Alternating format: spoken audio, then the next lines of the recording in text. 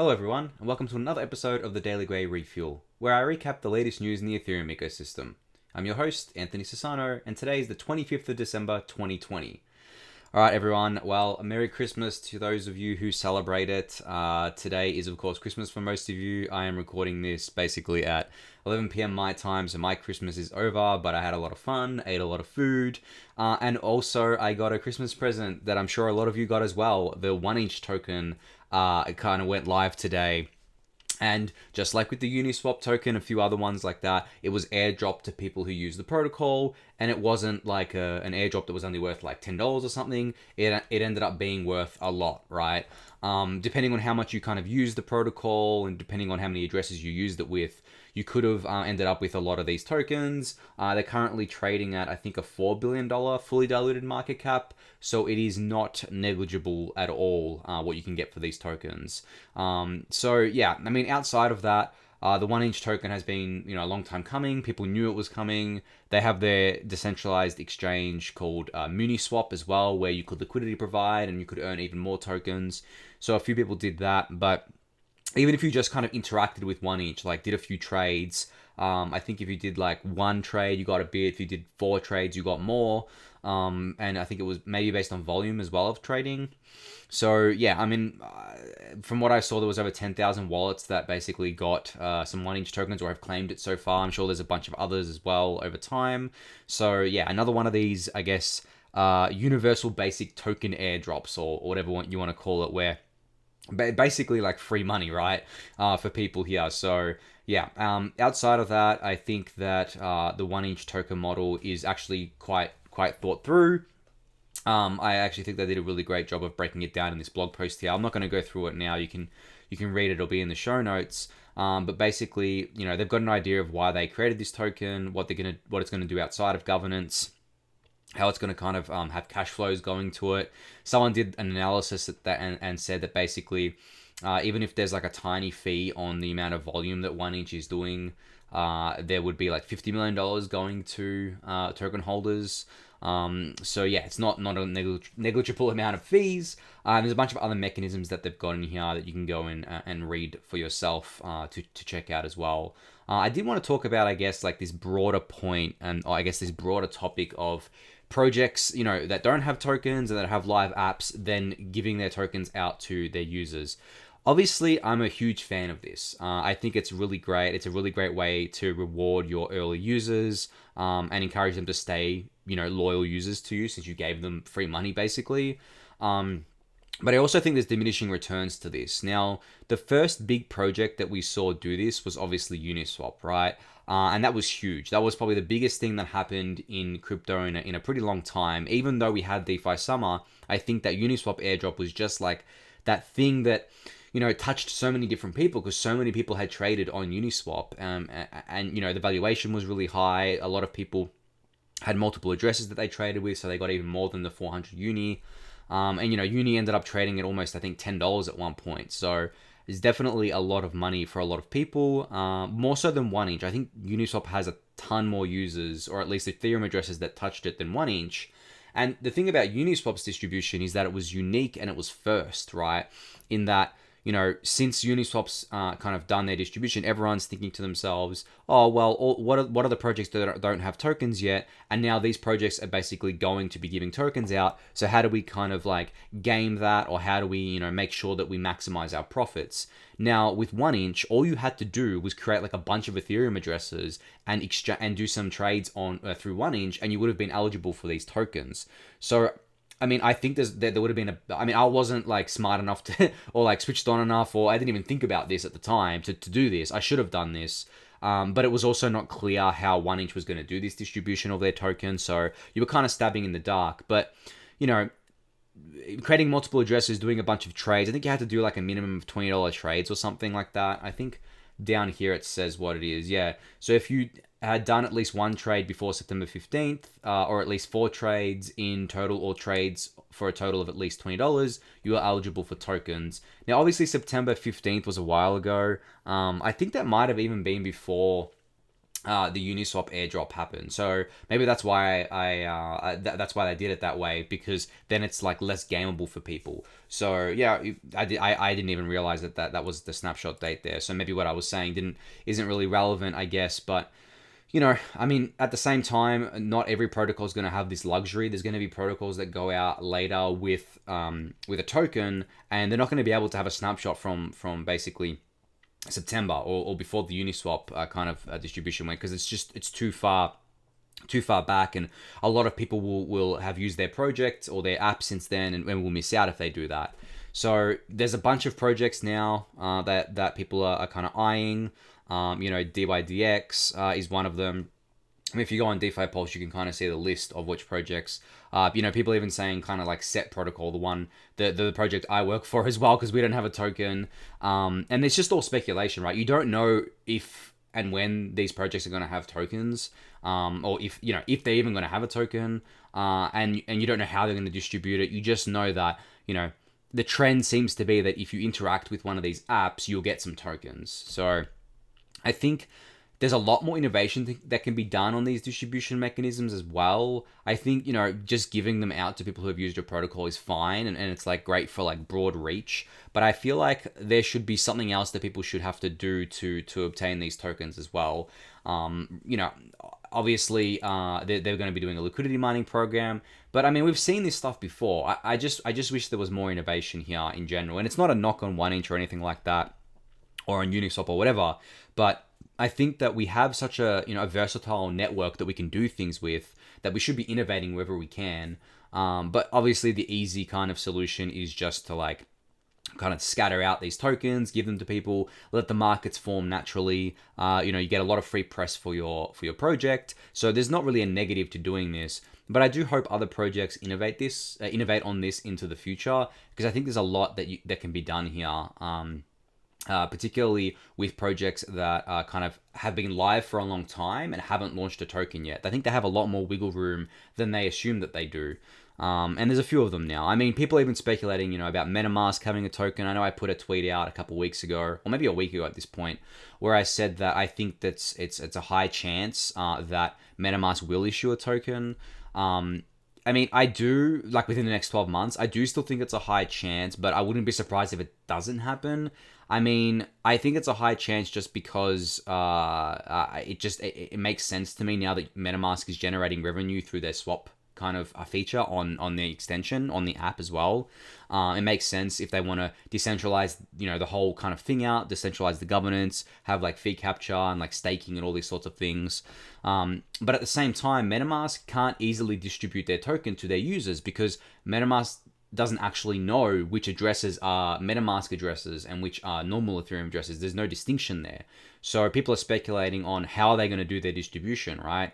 They can't really do it based on, I guess, how many transactions that you've done with that address through MetaMask. Maybe there's a way to have it like so that people can submit their addresses in some way, and then MetaMask via the extension can verify that address has done all these transactions through MetaMask. I think that's a way, but also you'd have to kind of like make sure there's no way to game that, and it might be complicated. I don't know the technical details here. But I do know that if they wanted to do, a distribution similar to Uniswap and Oneinch, they would have to go a lot further to make it sure it's fair and make sure that they actually account for the right things. Because there's not, like, as I explained, there's no way to basically tell what a MetaMask address is and what a normal address is. And outside of that, there's other big projects. I think like, even people speculating about Infura, right? Is Infura going to do a token? Are they going to basically do what the Graph did and have like a tokenized network for infrastructure provider? Maybe, we've all used Infura, but again, right? Do you basically just say, okay, every Ethereum address that has interacted with every app that has used Infura, we're going to give them tokens, right? And that's why I say that I think we need more innovative ways to send tokens to people when these kind of apps create tokens. And that's not to say that MetaMask or Infura will necessarily create one, but if they do, I feel like they're best positioned to do an innovative kind of airdrop rather than just I guess what we've seen in the past. So yeah, I'm looking forward to that, to see if that kind of plays out. But back on the topic of Oneinch in particular, there's a few stats here out of Nansen. They've got a nice dashboard on their pro version here. So if you can see the screen here and you can see the screenshot, basically, someone called Token Millionaire was able to get almost 10 million Oneinch tokens. At time of recording, I think Oneinch's price is $2.8, so $2.80, sorry, which would mean that this airdrop for them is worth like, $28 million or something like that, which is quite insane. Then there's a few other whales in here with 1.3 million tokens. There's a few underneath that. So basically, this kind of shows the top claimed amount. Could you imagine being that number one there, Token Millionaire? I think people have speculated that it's a fund, but from what I've heard, it's not a fund. It's an individual. I don't know who it is, of course. But could you imagine being that person and being like, wow, I just got airdropped $28 million. And the funny thing is that this person can't actually cash this out yet. There's nowhere near enough liquidity, even for the other ones as well. Oneinch has like a pool 2, an incentivized pool going live in 3 days for their Oneinch token. So maybe there's more liquidity there, but still cashing out $28 million worth is going to be hard as well. So that's another kind of issue there for these whales. I guess I say issue like it's a bad thing, but it is an issue when you've got this much kind of tokens to liquidate. You have to either do it over time and probably over a longer period of time, or find some OTC buyers or something like that, sell at a discount, which I'm sure, if you get this kind of money for free, you're not averse to doing. So yeah, cool to see this out of Oneinch. And then this person here, Boxer, created a Dune Analytics dashboard that's basically tracking a bunch of stats here. So if I bring this dashboard up, you can see that 16,600 wallets have claimed Oneinch. This was actually 10,000 just a few hours ago, I think. So it seems that Europe's awake now, because Oneinch token launched when Europe was asleep. So yeah, we're seeing that come in now. There has been 55 million Oneinch tokens claimed so far out of the 1.5 billion total supply. And there's some nice charts here that show Oneinch number of holders over time. And as I said, like there's 16,000 kind of holders now. And there's a bunch of other metrics here. Token allocation, so where it's going, all this sort of stuff. So this is a great dashboard. I'll link this in the YouTube description. But yeah, that was the biggest news from today, the Oneinch launch. I did say yesterday that I thought it would be a slow news day given it was Christmas Eve/Christmas. It was, besides the Oneinch stuff. I got a few other things I want to talk about, but yeah, Oneinch stole the show, and I guess they're forever going to be associated with giving everyone a Christmas present, basically, in this airdrop. So very smart marketing on their behalf, I think. So Etherscan published this little chart here today. Basically, they're doing a 2020 roundup of, I guess, like different stats on Ethereum, and this is like a teaser. So they've got a live labeled chart of eth2 depositors. So if we go here and we check out here, we can actually see which entities have deposited ETH and how much of the into eth2 and how much of the network they kind of account for. So you can see here that 47.84% is currently labeled as null. So that means either unknown or individuals. You can see here that Kraken accounts for 12.4% of the ETH. Binance 11%, Bitcoin Suisse 6.6%, Stakefish almost 4%, Staked US again almost 4%, Hobby 3%, and then we got like a bit more here basically. You got Vitalik here, and then yeah, it just spirals down from there. I'm just looking at the names here. You got a bunch of name things here like Kane from Synthetics, Tetranodes, famous whale on Twitter if you've seen him. So yeah, this is really cool. I really like watching this because I think obviously we want to make sure that it's as decentralized as possible within eth2. Currently, it's maybe not as decentralized as I would like because Kraken owns, and Kraken and Binance together own a pretty large portion of the network. I think that's 25%, if I'm doing my head. Yeah, exactly 25% of the network. So in order to cause disruption on the network, you would only need 33%, I think, to cause censorship. So if they were able to get 25% plus 8% down here, if they were able to get Stakefish and Staked US to collude with them, they could do some censorship attacks. Now, again, this sort of stuff is risky, right? They're risking customer deposits. They're risking their reputations. I mean, I'm sure they're not going to do this. But at the same time, I wrote about this actually a few days ago in the Daily Gwei newsletter. it doesn't matter that the entities themselves won't do it. What matters is if some nation state goes and maybe forces them to do certain things on eth2. So in general, we want much greater decentralization here in terms of deposits, but it's still early, right? Still deposits flowing in. There's not that many offerings just yet. Coinbase's offering is going live in the new year, so maybe they'll counterbalance here as well. A bunch of other things going live, like Rocket Pool for decentralized staking and things like that. So I'm glad Etherscan put this together, because this is going to be really interesting to keep an eye on as we go into 2021, especially. So there's a bit of news today from Digital Currency Group. So they're planning to launch a new wealth management subsidiary. So for those of you who don't know, Digital Currency Group is a massive kind of crypto conglomerate that owns a bunch of different kind of things. Like they own CoinDesk, they've invested in a ton of different companies. They own Grayscale, as I've spoken about before.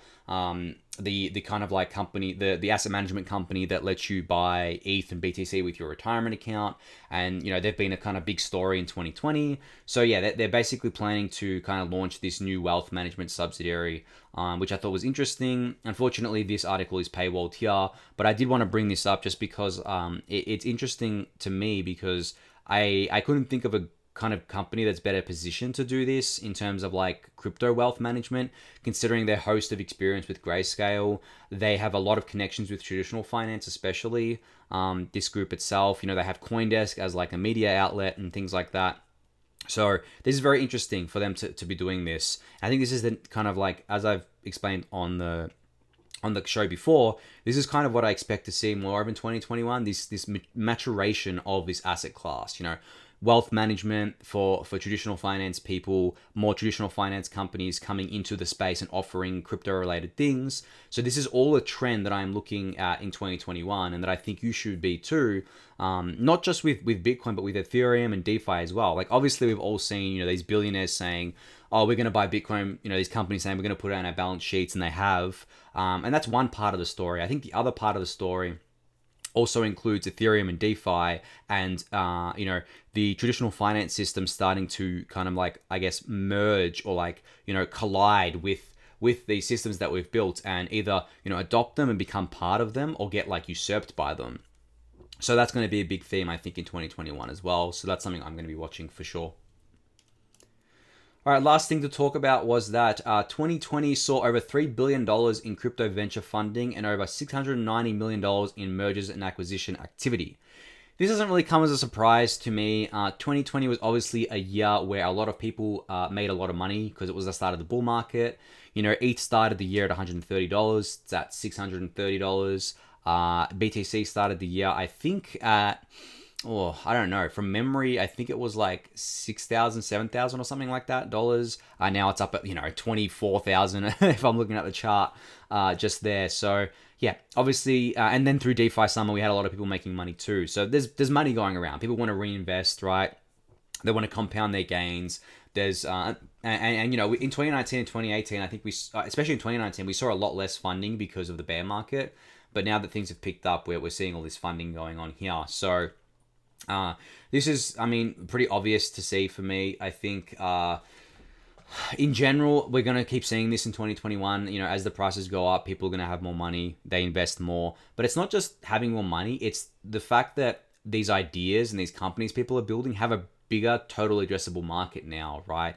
I think DeFi went from being dismissed as a toy in 2019 by most people, except like the hardcore people in the ecosystem, to being like an inevitability in 2020, right? People are no longer debating whether decentralized exchanges and AMMs are going to succeed. They're debating about which ones are going to succeed and which model is going to work. There's still some skeptics, and that's fine. There always is.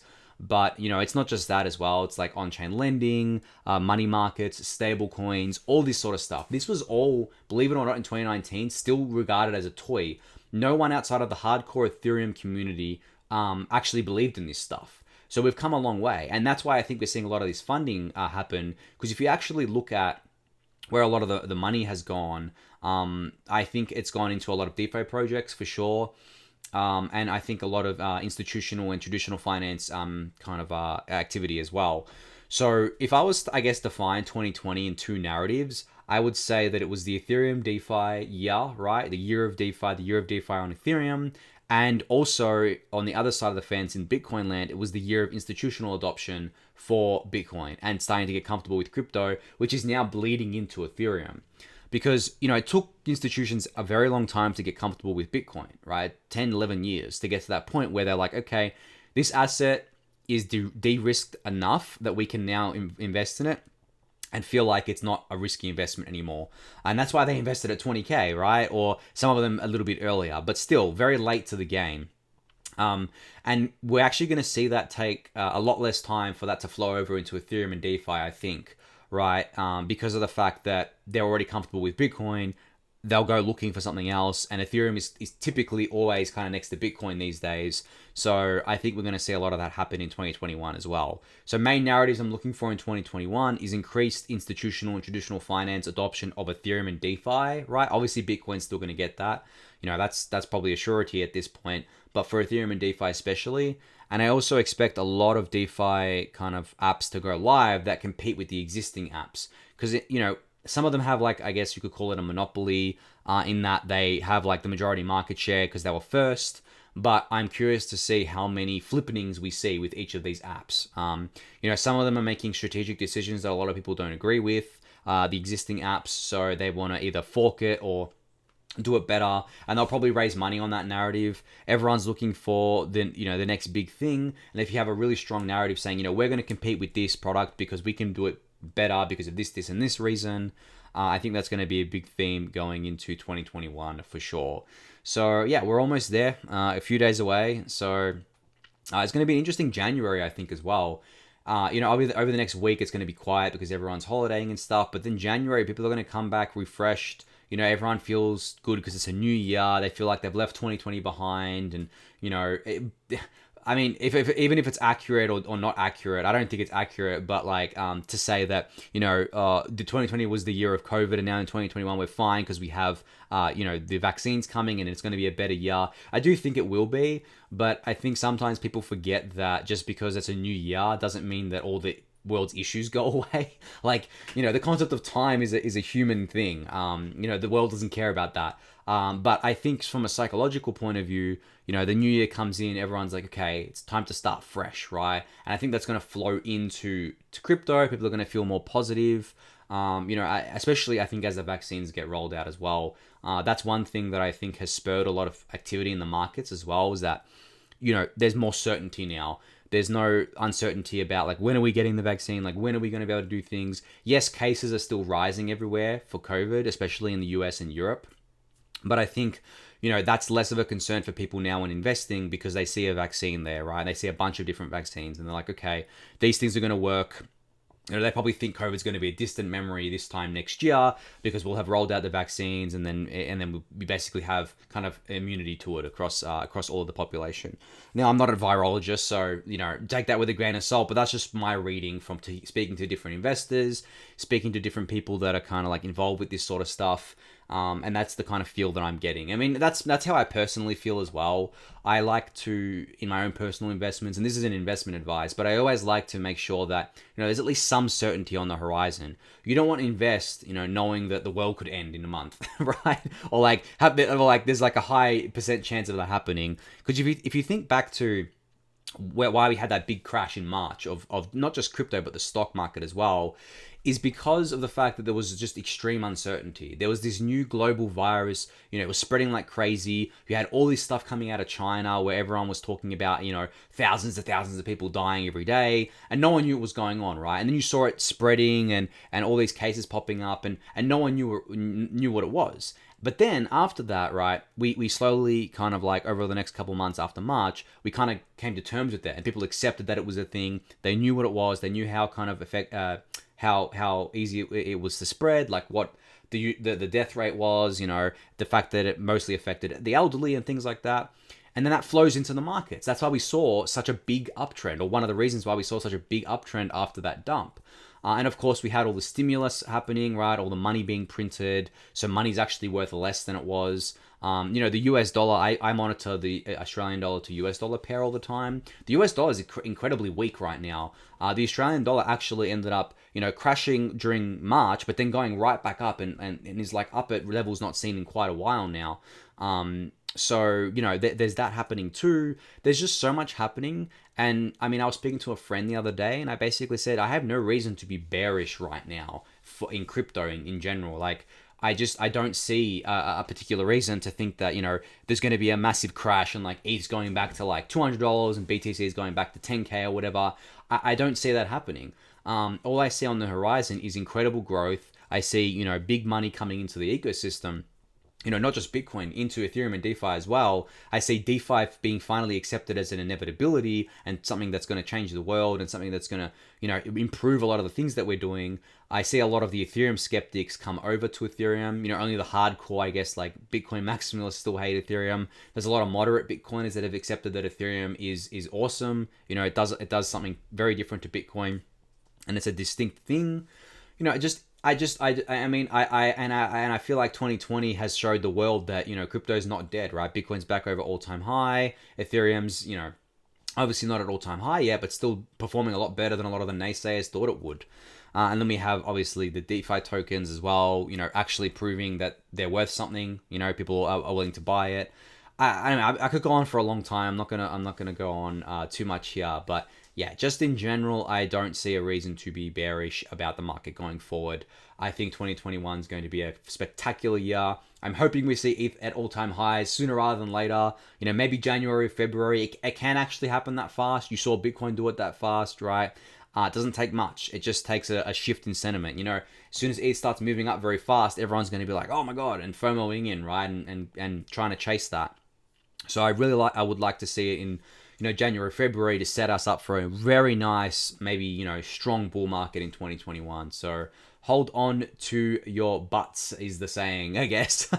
I think the next 12 months is going to be quite insane. So yeah, I will digress for now. Thank you everyone for watching another episode of the Daily Gwei Refuel. If you haven't subscribed to the YouTube channel, be sure to do so. Give the video a thumbs up, subscribe to the newsletter, and join the Discord if you haven't yet. And I will catch you all tomorrow. Have a good Christmas, everyone. See ya.